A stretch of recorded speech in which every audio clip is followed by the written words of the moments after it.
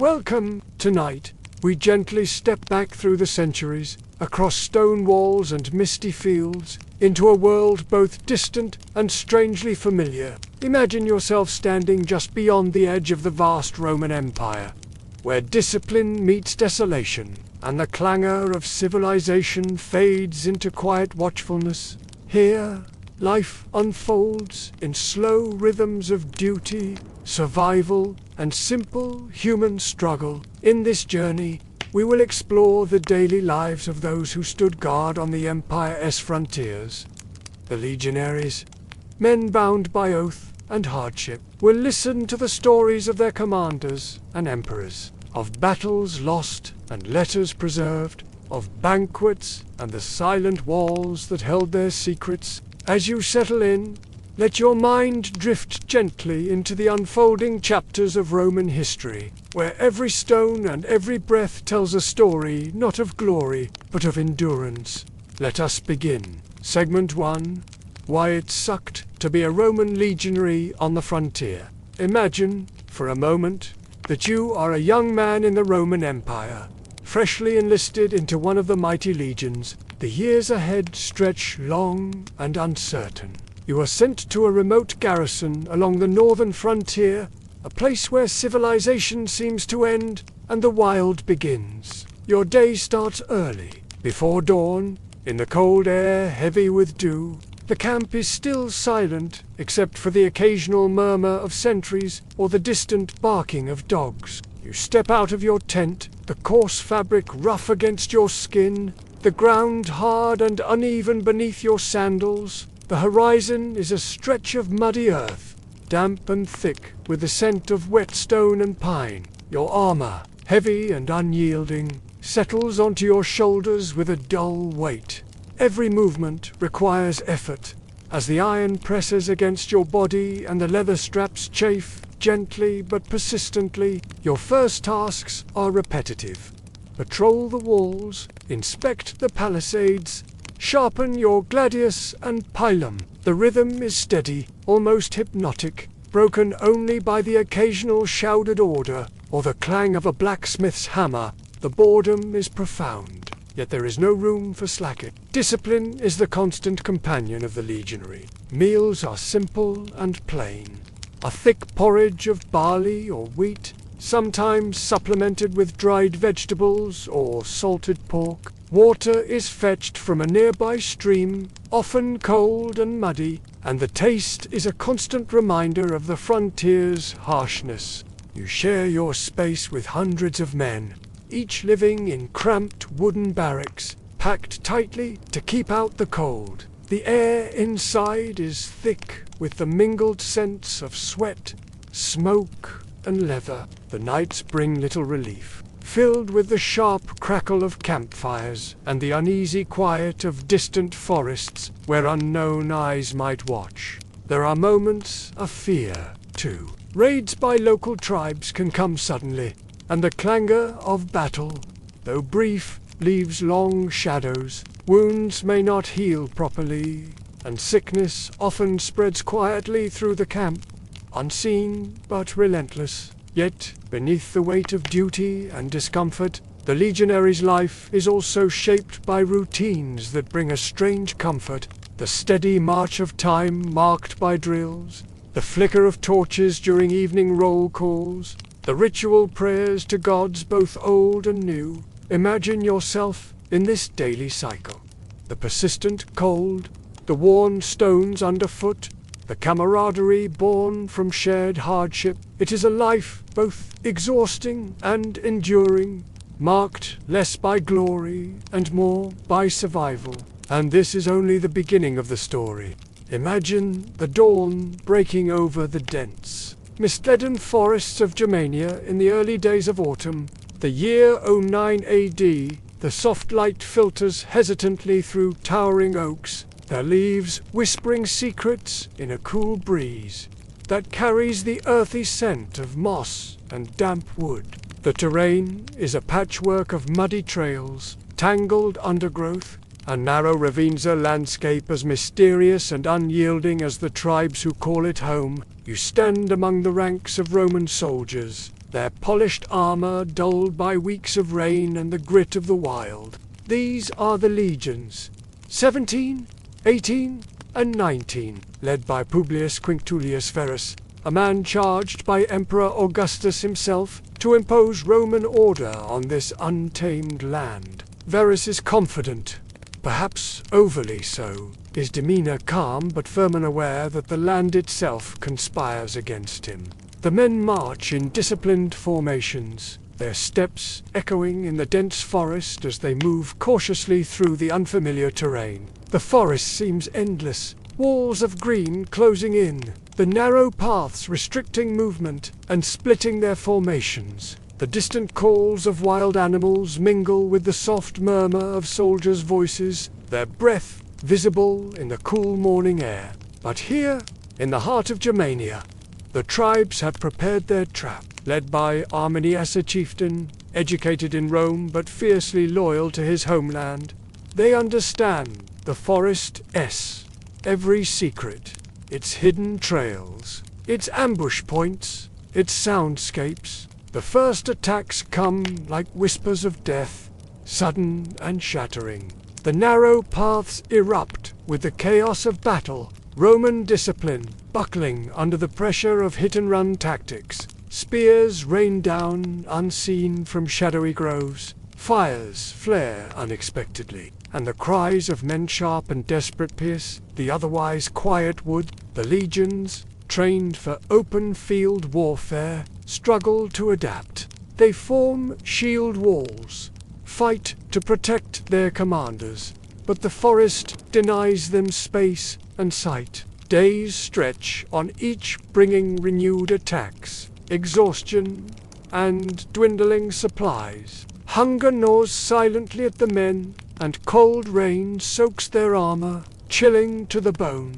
Verus himself is caught in this relentless struggle, his orders drowned in the noise of confusion and the roar of unseen enemies. Ancient accounts suggest that, in the final moments, despair overcame him, and he took his own life rather than face capture or dishonor. The loss is staggering. Around 15,000 soldiers are killed or captured, a catastrophe unseen in living memory. The forest reclaims the broken banners and fallen men, the earth growing thick over a battlefield long forgotten. For Rome, the shock is profound. Augustus is said to have been inconsolable, mourning the loss of his legions as a personal blow. The empire's policy shifts from expansion to fortification. Hadrian's Wall will later stand as a silent boundary, a monument to limits accepted. This event resonates beyond its immediate horror. It is a tale of power checked by nature and tenacity, of empires constrained by the wild. It reminds us that history is as much about what was lost as what was won. As you breathe in this quiet memory of forests and fallen legions, imagine the weight of silence that followed the slow return of birds, the creeping vines overtaking one's battle-scarred trees, and the whisper of leaves telling stories only time can hold. From the haunting silence of the Teutoburg forest, we travel northward to a Roman fort, nestled beneath the rolling hills of northern Britain. Close your eyes and picture the damp chill of a British morning. Mist clings to the stone walls and wooden palisades, mingling with the smoke rising from campfires. The scent of wet earth and peat hangs heavy as soldiers rouse themselves from restless sleep. The faint creak of leather armor and soft murmurs filling the air. Vindolanda was more than a military outpost, it was a community. Around the fort's sturdy gates, traders, artisans, and families gathered, weaving a daily tapestry of life against the backdrop of duty and vigilance. The true treasure of Vindolanda lies beneath its soil. Thousands of fragile wooden tablets, inked with messages that survived centuries of burial. These are the letters and notes of ordinary people, soldiers, wives, commanders whose lives are etched in the fragile strokes of handwriting. Imagine reading one such letter from Claudia Severa, wife of a commanding officer, inviting her friend to a birthday celebration. The words reveal warmth and familiarity. Plans to prepare food, share wine, and enjoy music. A brief respite from the hard frontier life. Other tablets list requests for supplies. Send more sandals for the men before the winter frost. Or we need more barley for the horses. These mundane details offer an intimate look at survival and logistics. The soldiers wrote of fatigue and hope, of longing for news from Rome, and quiet moments spent in the bathhouses where steam mingled with whispered prayers. Envision the baths themselves, series of heated rooms and pools, their walls steaming as men washed away grime and tension. Around the fort, the market buzzed with life. Craftsmen hammered iron, women traded fabrics and herbs, and children played near the sturdy walls. The scents of freshly baked bread, roasted meat, and burning wood filled the air, blending into a comforting symphony of daily routine. Beyond the soldiers, families lived and adapted. Despite military regulations, women and children found ways to make a home planting gardens,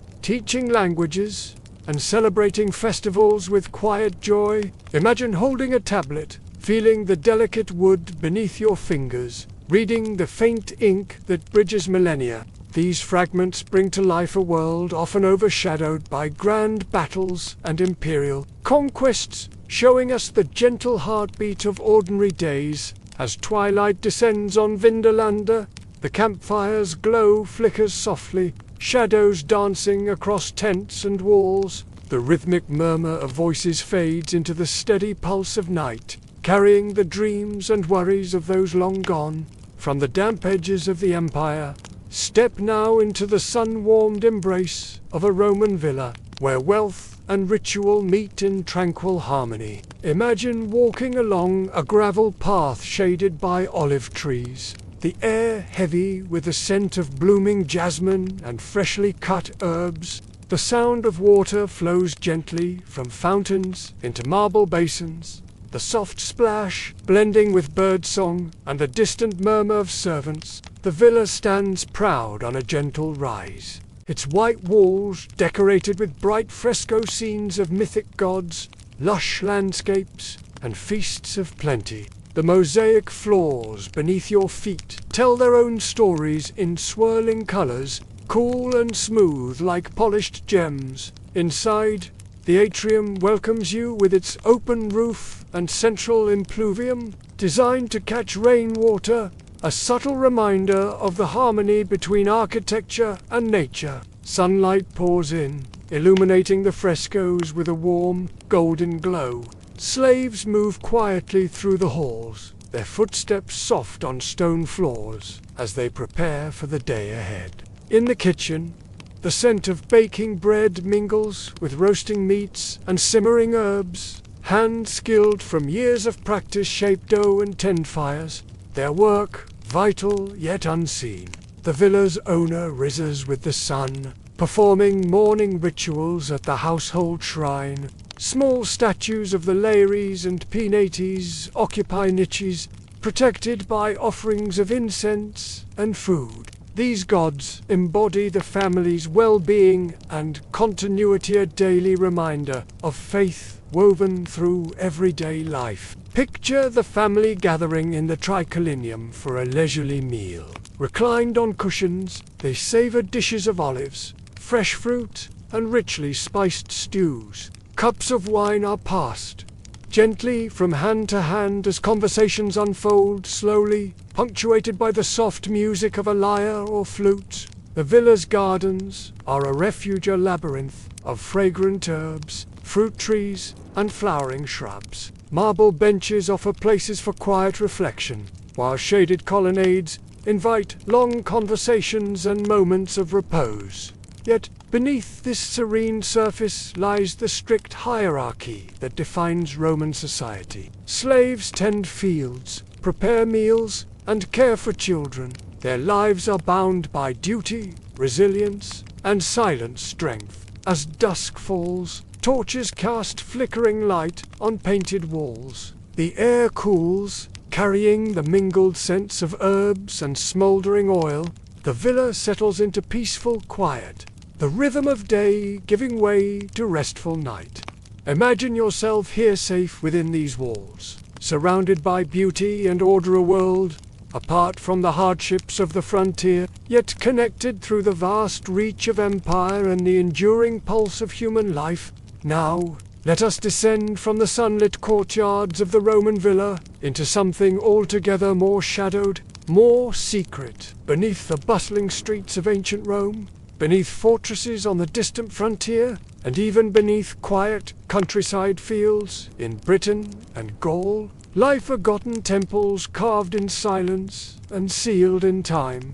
These are the Mithra-hidden underground spots, where followers of Mithras once gathered in secret, away from prying eyes. Imagine you are walking slowly down a narrow stone stairway, each step echoing softly in the dark. The scent of cool, damp stone and ancient incense lingers in the air, along with the faint traces of oil smoke long extinguished. The passage tightens as it curves deeper beneath the earth. And then, it opens. A rectangular room unfolds before you, long, low-ceilinged and kite. It is dim, but the shape is familiar now, echoed across dozens of Mithria found from Rome to the Rhine. Narrow stone benches line both walls, worn smooth by the weight of countless initiates. Between them lies a central aisle, leading your gaze to the most sacred image of all. At the far end of the Mithraeum, flickering lamps cast a glow on a carved relief stunning the depiction of a bull sacrifice. It depicts Mithras, youthful and radiant, plunging a dagger into the neck of a powerful bull. His cape flares behind him like wings, and a serpent and dog leap toward the flowing blood, while a raven watches from above. To his side stands the figure of Sol, the sun god, gazing with divine recognition. It is a scene filled with symbolism, its exact meaning still shrouded in mystery. Was the bull a symbol of life and sacrifice? Was Mithras a savior, bringing light into a dark world? Historians debate. But here, in this sacred space, interpretation gives way to atmosphere. You feel the weight of ritual in the stones, in the carved stars that sometimes adorn the ceiling like constellations. This was no place of casual prayer. This was a place of initiation. Only men were allowed into the cult of Mithras, most commonly soldiers, merchants, and bureaucrats posted far from home. They gathered in the Mithraeum at night, guided by torchlight, chanting sacred hymns. As they reenacted the trials of Mithras' journey, initiates passed through 7 grades, each with its own symbolism. Raven, bridegroom, soldier, lion, Persian, runner of the sun, and finally, father. Each grade a step closer to union with the divine. Rituals were likely filled with elaborate drama blindfolds, passwords, sacred meals. The meal may have included bread and wine, shared beneath the bull-slaying image, mirroring the divine banquet between Mithras and Sol after the sacred sacrifice. The air would have been thick with smoke, shadow, and murmured prayers, the spiritual bond between brothers, forged in secrecy and silence. The Mithraea calendar followed the movement of stars. Some Mithraea are aligned with constellations, others include symbols of the zodiac. The faithful believed in the soul's ascension through celestial spheres after death. The bull slaying itself may have mirrored an ancient celestial event. The procession of the outside the Mithraeum, the Roman world bustled with gods, temples, and official rituals. Jupiter and Mars ruled the skies of state religion, but beneath the surface, Mithras offered something more personal, more mystical, a spiritual brotherhood, a path of inner purification, a promise of rebirth. Imagine, then, the quiet after a ritual. The oil lamps dimmed, the last echo of chanting fading into the stone, a soldier, thousands of miles from home, feels connected to his comrades, to a divine mystery, to something deeper than empire or conquest. He walks the long corridor upward, toward the world above, carrying a secret light within him, and now, centuries later, we stand where they stood. We entered these caves, not as initiates, but as historians, dreamers, storytellers. We brush away the soil and rediscover the stars carved into ceilings. The inscriptions, and we wonder, what did they believe? Truly, what did they see in Mithras' gaze? We may never fully know, but in these chambers of silence and shadow, the echoes of mystery remain. And so, as you breathe slowly in this darkness, let the stillness wrap around you. Let the cold stone, the hush of time, and the flicker of sacred fires lull you into gentle rest. The Mithraeum is still, once more, and all is quiet. Tonight, let us drift into the sleeping city of ancient Rome, a city that never quite slumbers. Streets, narrow and winding, stretch like veins through the great capital of the empire. Oil lamps flicker behind faded wooden shutters. The air hangs heavy with the scents of garlic, tallow, wine, and distant river dampness. The hum of voices has quieted. Yet the city breathes on, and somewhere not far from the Subara district, past a crumbling insula and down a cramped alleyway, soft footsteps echo on worn cobblestones. A figure moves silently, bearing a bucket and a hooked pole. His tunic is coarse. His torch is trimmed low. He is a vigil, a guardian of the night. Welcome to the long and often overlooked world of Rome's night watchmen. The vigils, urbani, firefighters, patrolmen, janitors of the empire's bowels, and the first organized public fire brigade in Western history. To understand the vigils, we must first understand the danger they were born to combat. Rome was, in every way, a city made of flame. Wooden tenements, insulae, towered 6 stories high, dry as old thatch, creaking with the breath of hundreds of souls. Oil lamps and open flames burned in every corridor. Cooking fires smouldered on balconies. Scribes kept candles lit deep into the night. The city's narrow streets formed an unholy labyrinth. Where once a fire took hold, it could devour an entire district within hours. Fires were not rare accidents. They were frequent terrors. A dropped ember, a sputtering torch, a bit of hot grease on a clay burner. That was all it took. In 64 CE, a fire began near the Circus Maximus. It raged for 6 days, consuming 3 of the city's 14 districts and damaging 7 more. You may know it as the Great Fire of Rome, a cataclysm that seared itself into the memory of history. It was this fire, whether you believe Nero fiddled or not, that demonstrated the need for an organized response. Before the vigils, it was chaos, slaves with water buckets, untrained citizens, property owners with no training, dousing flames with wine. Then came Augustus, ever the reformer, and with imperial decree, the vigils were born. The vigils were formed in 06 CE as a citywide, professional fire corps, composed initially of freedmen, former slaves now bound to the emperor. They numbered over 7,000 at their peak. Rome was divided into 14 regions, each patrolled by 7 cohorts of vigils, 1 for every 2 districts. To become a vigil was to step into the lowest rung of public service, but also into a role of rare stability. The work was harsh, the hours long, the payment, but it was regular, imperial, and offered a modest pension after 20 years. Training was rigorous. New recruits were taught how to operate siphos, hand-powered pumps that spat thin jets of water, how to use hooked poles to pull down flaming walls, how to form chains of bucket, how to contain panicked crowds, and perhaps most critically, how to smell smoke where no one else could. Uniforms were simple: a short tunic, a leather helmet, and tools slung at the hip. By torchlight, they patrolled the city from dusk until dawn.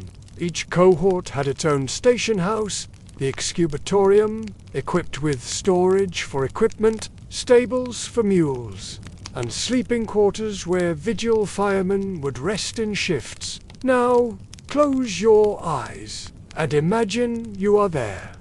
A vigil on duty, just past midnight. You walk slowly through the alleyways of Radio V, your sandals scuff against the uneven stone. You pass a food stall, shuttered for the night, the smell of boiled lentils still clinging to the wood. Cats skitter past, broken amp. Somewhere a lute strums in the distance, but mostly silence. You pause, sniff the air. You check a pile of kindling left by a careless vendor. You peer through the grating of a bakery, noting the embers from the bread oven still glowing. A wooden beam nearby is dry. You make a mental note. If flames begin, this whole block could go. Then the call comes. A dull clang, not loud, but sharp. A fire bell, struck once. You run down the narrow lane. A shout. A woman screaming. You round the corner and see it. The faint orange flicker in an upper window. An oil lamp knocked over. Already, the flames have begun to race up the wicker partition. You shout to your cohort. Buckets are filled. Hooks are raised. You brace against the heat. The stifling smoke creeps into your nose, eyes, lungs, but you press on, dousing, pulling, stomping. Your fellow vigils tear down the adjoining balcony. The flames are cut off, a miracle. The fire will not spread. When it is done, hours have passed. Your body aches. You reek of smoke, but you have done your duty. The district sleeps on. The vigils were more than just firefighters. They were the caretakers of the night. They dealt with burst aqueducts, collapsed walls, minor crimes, and drunken brawls. They maintained cisterns and watched for looters. They even investigated arson, and sometimes they dispensed brutal justice. Fire was considered a form of chaos, and those who started it faced the lash or worse. The vigils developed a rough kind of camaraderie, not elite, not noble, but respected in their own rough way. A common saying was, "The vigil sees all and speaks none." In the rare hours of rest, vigils would sleep in their station's back quarters. There, they'd eat coarse bread and lentils, drink water drawn from public fountains, and write letters by flickering lamp. They played dice, told stories, laughed, though quietly. Outside, the city turned. They didn't live glamorous lives, but they were the silent guardians of flame. As centuries passed, the vigils evolved. Later, emperors reformed them, expanded their roles, and changed their makeup. By the 3rd century CE, some cohorts were manned by full Roman citizens. Eventually, as Rome fell into disrepair, the vigils faded, their stations emptied, their symbols forgotten, but their legacy lived on. In the ruins of their barracks, excavated in Trastevere and the Aventine, we find mosaics of flames, images of ladders, tools, pumps. We find inscriptions naming vigil captains and detailing their years of service. One such record reads, "He fought the fire at the Forum with great courage. His hands were burned.